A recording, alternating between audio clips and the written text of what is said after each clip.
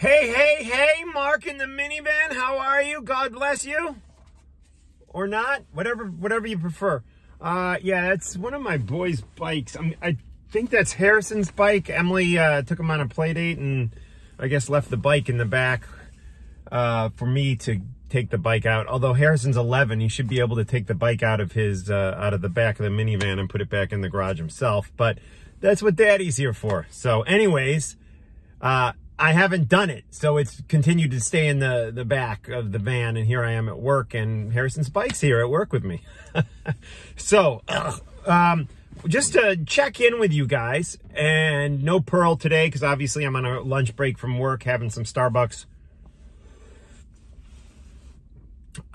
Yes, so I just wanted to mention that I posted this heartfelt video about Neil Peart the other day, and sitting in my kitchen on the floor, and there's no comments, and there's like 3,000 views, which it makes no sense. So I went in, I have my other email, Mark Strigl Gmail, that's connected with a different YouTube account where I post some family stuff and whatnot. And I went in, I tried to leave a message or leave a comment, and of course it didn't take. So I have no idea why the comments are locked down on that Neil Peart post that I put up the other day.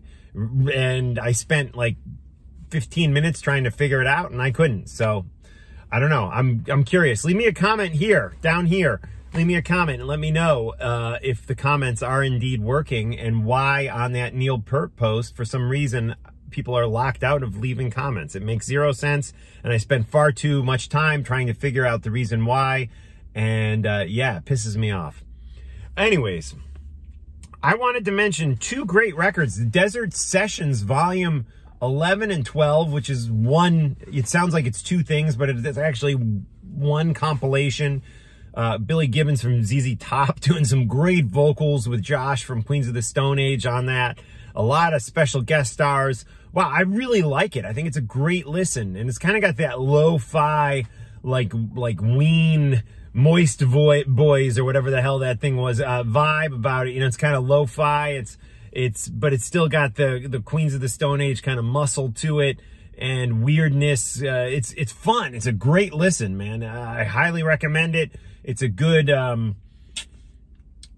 a little interlude to get us hopefully to a new Queens of the Stone Age record at some point. I love Queens of the Stone Age, one of my favorite bands.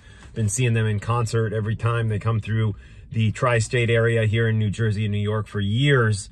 And wow, Desert Sessions Volume 11 and 12 is awesome. And thanks to Leo for Alaska, one of my dear patrons on Patreon, for recommending that. I have the old Desert Session stuff, but I was just, it had been out a couple weeks, and Leo kind of poked me and said, what do you think of this? And he said he liked it, and I agree. It's great stuff.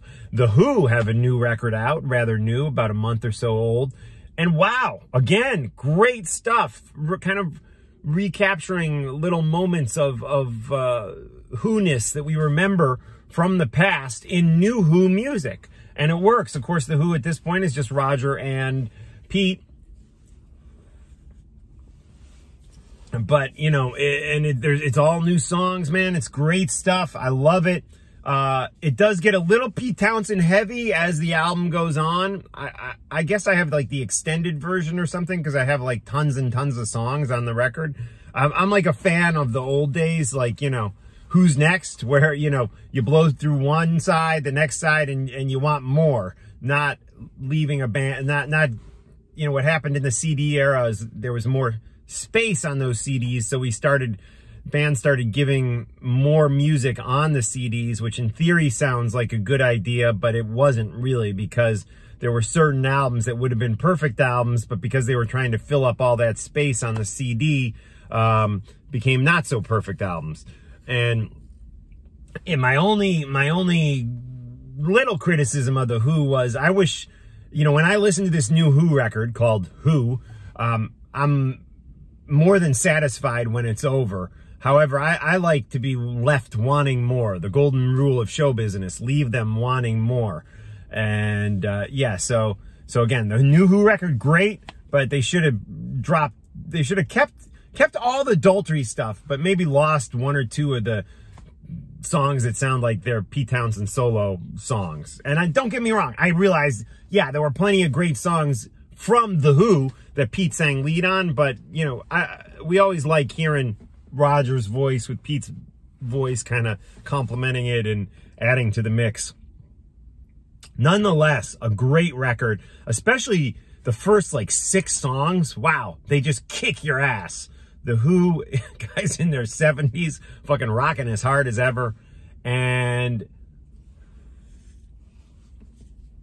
speaking of rocking as hard as ever, the Foo Fighters, who gave, man, that song they put out, the album they put out was great. That song, Run, they put out a couple of years ago.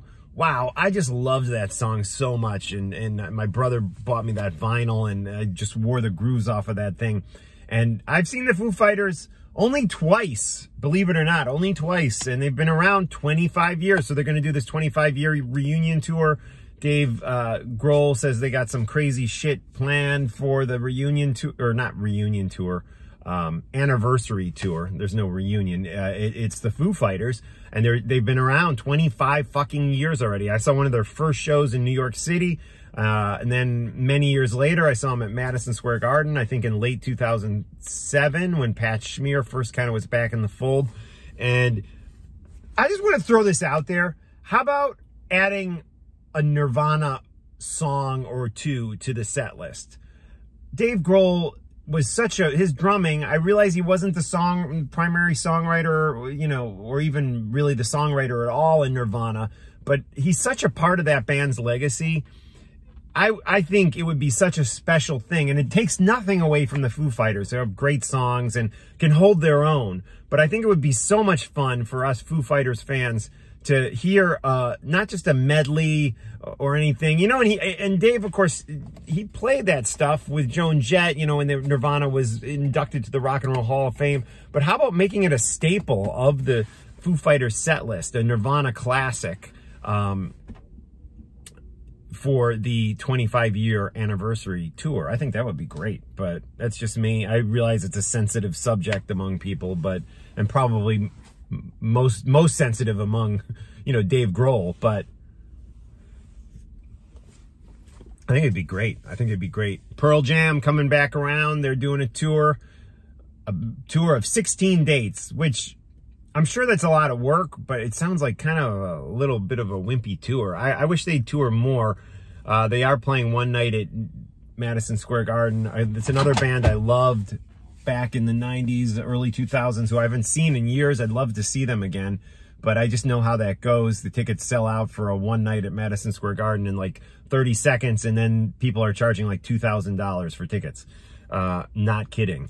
But I would love to go to see Foo Fighters. Anyways, this minivan smells because we now have the tree. My kids are into the smelly trees, so just sitting here in the new car scent little trees zone of the minivan. Take care. Support me on Patreon. Listen to my podcast. It's called Talking Metal.